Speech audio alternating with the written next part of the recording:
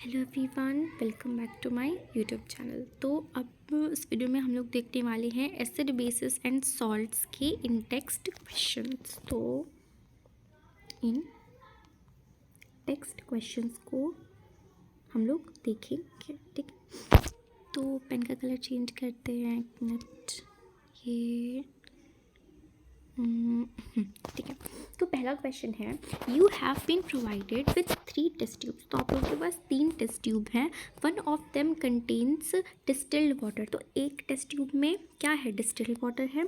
Other 2 में एक acid solution है और एक बेस सॉल्यूशन है, basic solution respectively. If you are given only red litmus paper, तो अगर आप लोगों के पास ना केवल रेड लिटमस पेपर है तो आप लोग को आइडेंटिफाई करनी है कि कौन सी टेस्ट ट्यूब में एसिड है, कौन से टेस्ट ट्यूब में बेस है और कौन सा डिस्टिल्ड वाटर है।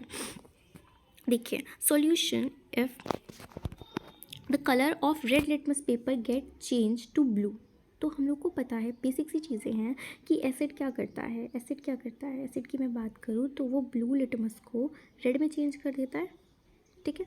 और बेस के केस में क्या होता है कि वो रेड लिटमस को ब्लू में चेंज कर देता है। तो अगर रेड लिटमस, आपके पास रेड लिटमस पेपर है, तो अगर रेड लिटमस का कलर चेंज हो जाता है ब्लू में, तो it is a base. If there is no colour change then it is either acidic और न्यूट्रल। तो अगर जो लिटमस पेपर है उसका कलर चेंज हो जाता है, ब्लू हो जाता है, तो उसका मतलब है कि वो बेस है। और अगर नहीं होता है तो या तो वो एसिडिक हो जाएगा या तो वो डिस्टिल्ड वाटर हो जाएगा, ठीक है।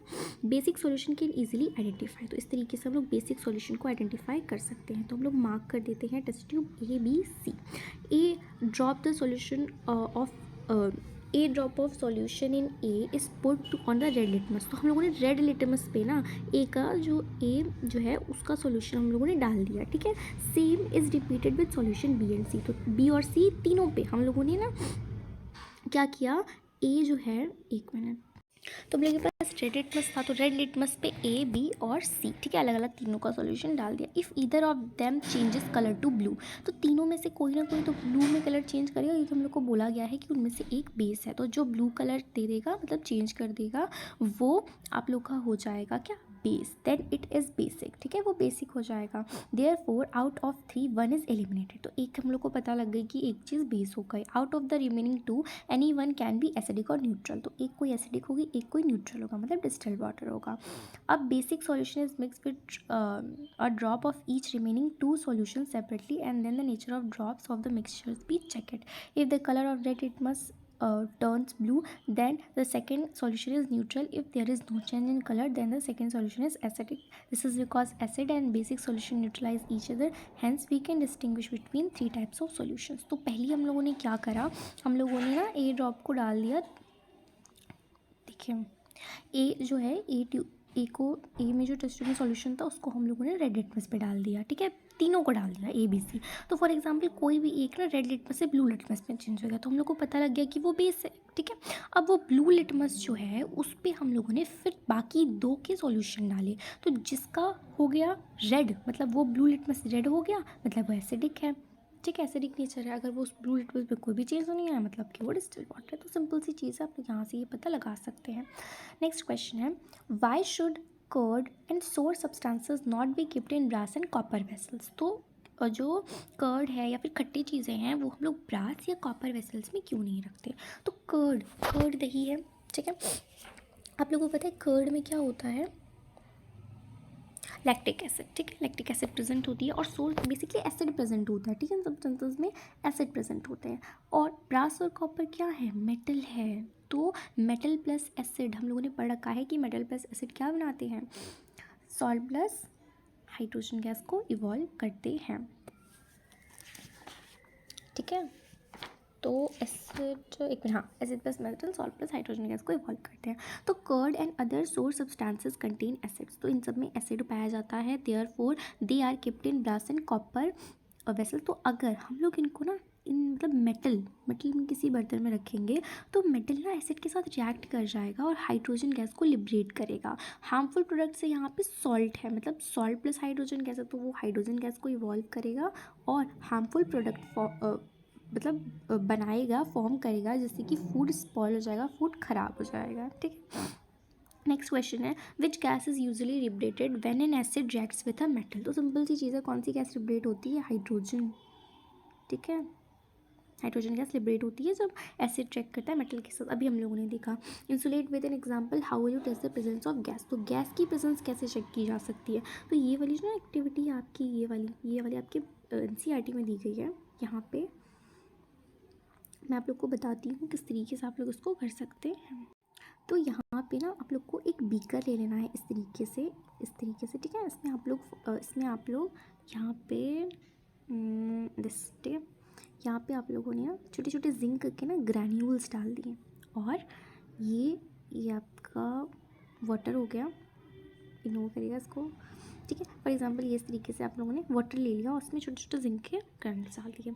वाटर में आप लोगों ने मतलब आप लोग डाइल्यूट HCl ले लीजिए और जिंक ले लीजिए। ठीक है, डाइल्यूट HCl और जिंक।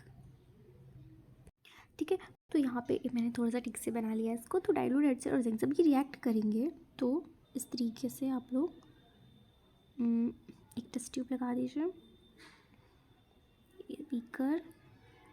ठीक है, एक मिनट।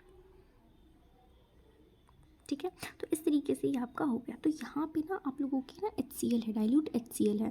ये जो आपको ब्लैक ब्लैक दिख रहा है ये जिंक ग्रैन्यूल्स हैं। तो जब ये रिएक्ट करेंगे तो सॉल्ट प्लस हाइड्रोजन गैस बनाएंगे। तो यहाँ से जो हाइड्रोजन गैस होगी वो ऐसे करके चली जाएगी। ये क्या है? ये है आपका सोप सॉल्यूशन। ठीक है, सोप सॉल्यूशन। तो यहाँ पे आ गई आपकी हाइड्रोजन गैस। अब जब यहाँ पे आएगी तो यहाँ से फिर वो बबल्स की फॉर्म में ऊपर जाएगी यहाँ पे इस तरीके से। तो जब यहाँ पे आप एक बर्निंग कैंडल को लेके आएंगे ना तो वो पॉप की साउंड करेगी। कौन सी साउंड करेगी? पॉप साउंड के साथ वो मतलब एक तरीके से कह सकते हैं पॉप साउंड के साथ वो फूटेगी। तो यहाँ से आपको पता लग जाएगा कि पर्टिकुलर गैस जो है वो हाइड्रोजन है ही है। ठीक है, तो ये वाला भी आप लोग कर सकते हैं। A few pieces of zinc granules at 5 ml of dilute H2SO4 ले लीजिए, HCl ले लीजिए, या फिर कुछ भी HCl भी ले सकते हैं। Shake it and pass the gas produced into the soap solution. में पास करना है, बबल्स जो होंगे सोप सॉल्यूशन जो निकलेंगे उसमें हाइड्रोजन गैस फिल्ड होगी। ये सोप बबल्स हाइड्रोजन गैस को कंटेन करेंगे, और जब आप लोग ना एक बर्निंग कैंडल को लेके आएंगे तो वो एक पॉप की साउंड करेगा। ठीक है, और ये बताएगा कि वो गैस कौन सी है, वो हाइड्रोजन गैस ही है। नेक्स्ट है metal compound A reacts with dilute hydrochloric acid to produce effervescences. The gas evolved extinguish a burning candle. Write a balanced chemical equation for the reason if one of the compound formed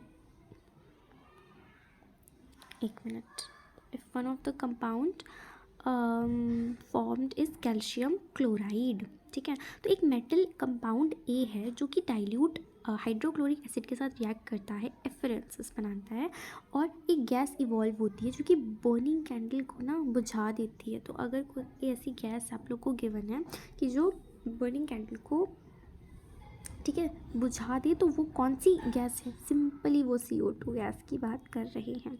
balance chemical equation लिखनी है। देखिए सबसे पहले आप ये चीज़ सोचिए, metal compound ए है तो फॉर एग्जांपल एक मिनट, मेटल कंपाउंड ए ठीक है ये रिएक्ट करता है HCl के साथ और क्या बनाता है तो ये इस तरीके से, और CO2 गैस इवॉल्व हो गई यहाँ से। ठीक है, अब हमें वो रिएक्शन बतानी है जिसमें कैल्शियम कार्बोनेट एक प्रोडक्ट हो, उसका मतलब प्रोडक्ट में कैल्शियम क्लोराइड, ठीक है, कैल्शियम क्लोराइड।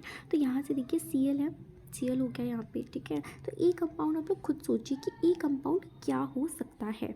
ठीक है, तो ए कंपाउंड होगा आपका कैल्शियम कार्बोनेट। क्या हो जाएगा? Calcium carbonate. उसको रेज करके मैं यहाँ पे लिख देती हूँ कैल्शियम कार्बोनेट आपका एक प्रोडक्ट हो जाएगा। ठीक है, अब यहाँ पे H भी तो है ना, H, तो इसको बैलेंस करने के लिए क्या होगा? H2O पानी भी बन जाएगा। ठीक है, सिंपल सी चीज़ है। कैल्शियम कार्बोनेट जब हाइड्रोक्लोरिक एसिड के साथ रिएक्ट करती है तो वो कैल्शियम क्लोराइड, कार्बन डाइऑक्साइड और वाटर को बनाती है। तो इस तरीके से आप लोग उसको बैलेंस करके लिख देंगे। यहाँ पे देखिए 2 हो जाएगा तो ये बैलेंस हो जाएगा।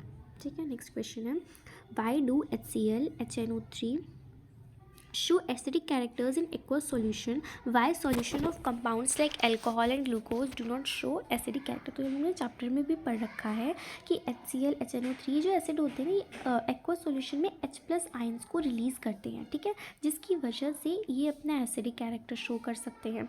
लेकिन ग्लूकोज और अल्कोहल एसिडिक कैरेक्टर शो नहीं करते। इसका सिंपल सा रीज़न है कि ये जो है एक्वस सॉल्यूशन या फिर वाटर में ना आयंस को रिलीज़ नहीं करते, ठीक है। पढ़ लेते हैं एक बार। The dissociation of HCl and HNO3 to form hydrogen ions always occurs in presence in water। तो डिसोसिएशन जो होता है HCl का HNO3 का, तो इसमें जो है ना हमेशा ये जो ऐसे कंपाउंड्स होते हैं अपने H+ आयंस को क्या करते हैं, रिलीज़ करते हैं। लेकिन प्रॉब्लम ये है कि जो ग्लूकोज हो गया, अल्कोहल हो गया, ये अपने आयंस को रिलीज़ नहीं करते। जैसे कि ये रिएक्शन आपको गिवन है कि HCl है, ठीक है, तो ये H+ हो गया, ये Cl हो गया, ठीक है, यहाँ पे भी है। तो all the aqueous solution of glucose and alcohol contain hydrogen, these के not dissociate with water to form hydrogen ions, hence they do not show acidic character, ठीक है। तो डिसोसिएट नहीं होते हैं अपने आयंस को, मतलब H+ आयंस को रिलीज़ नहीं करते वाटर में, इसीलिए उनका एसिडिक कैरेक्टर शो नहीं होता। Why does an aqueous solution of an acid conduct electricity. Simple सी चीज़ है, यही चीज़ है कि एसिड जो है ना वो डिसोसिएट करती है अपने आयंस को। एक्वस सॉल्यूशन मतलब एसिड H+ आयंस को रिलीज़ करती है और यही आयंस इलेक्ट्रिसिटी को कंडक्ट करने के लिए रिस्पॉन्सिबल होते हैं। तो बेसिकली आप देख सकते हैं कि acid release the H+ ions in the aqueous solution, so and these ions are basically responsible for the conduction of electricity, hence acid conduct electricity। Why does dry HCl not change the color of dry litmus paper? तो इसका answer है colour of litmus paper is change bye hydrogen ions. तो hydrogen ions जब तक नहीं होंगे तब तक लिटमस पेपर का कलर चेंज नहीं होगा। Dry HCl gas does not contain H+ ions. तो ड्राई HCl अगर होगी तो उसके अंदर H+ आयंस नहीं होंगे। It is only in aqueous solution that N acid dissociate with give ions. तो एक्वस सॉल्यूशन में ही एसिड अपने आयंस को रिलीज़ करते हैं और इस केस में HCl जो है वो, देखिए लिटमस पेपर वेट नहीं है मतलब गीला नहीं है, तो पानी नहीं है, उसमें पानी नहीं है तो उसके H+ आयंस रिलीज नहीं होंगे और colour of litmus paper change नहीं होगा, ठीक है। Since the process of dissolving N acid is water, एक मिनट, तो यहाँ पे ना ये क्वेश्चन एक नहीं है, मैं आप लोग को बता देती हूँ। इसका क्वेश्चन जो है, इसका ये आंसर लिखा हुआ है पर क्वेश्चन नहीं है यहाँ पे। While diluting an acid why is it recommended that the acid should be added to water and not water to acid. तो बेसिकली ये पूछा गया है कि जब एसिड को डाइल्यूट किया जाता है तो यही रिकमेंड किया जाता है कि एसिड को पानी में डाला जाता है, पानी को एसिड में नहीं। ऐसा क्यों है? तो ये प्रोसेस जो होता है ना बहुत ज़्यादा एक्सोथर्मिक होता है, हीट इवॉल्व होती है और हमेशा यही रिकमेंड किया जाता है क्योंकि हीट देखिए बहुत ज़्यादा आती है, ठीक है। अगर फॉर एग्जांपल के लिए मान लो कि अगर किसी बीकर में हम लोगों ने एसिड में पानी डाल दिया, ठीक है, एसिड लिया है और उसमें बहुत ही तेज़ी से हम लोगों ने पानी ऐड कर दिया, तो वो जो बीकर है ना वो आपका क्या हो सकता है, उस बीकर में से वो एसिड स्प्लैश आउट हो सकता है और हार्म कर सकता है, ठीक है। तो यही चीज़ है, और जो कंटेनर है ना वो भी ब्रेक हो सकता है, तो हार्म कर सकता है और मिक्सचर जो स्प्लैश कर सकता है, जिसकी वजह से हमेशा यही बोला जाता है कि जब भी डाइल्यूट करना है ना एसिड को तो पानी में एसिड को डालना चाहिए कंटिन्यूअस स्टीयरिंग के साथ। नेक्स्ट है, how is concentration of hydronium ions affected when a solution of an acid is diluted. तो किस तरीके से concentration of hydronium ions affect होती है जब एसिड को डाइल्यूट किया जाता है, मतलब पानी की कंसनट्रेशन ज़्यादा की जाती है। तो when an acid diluted the concentration of hydronium ions per unit volume decreases, this mean the strength of acid decreases. तो कंसनट्रेशन डिक्रीज हो जाती है। फॉर एग्जाम्पल ये एक 100, इसमें 100 ml जो है ना वो पानी है, ठीक है, इसमें 100 ml, यहाँ पे 10 ml है, ठीक है। तो इसमें इसको हम लोगों ने क्या किया है,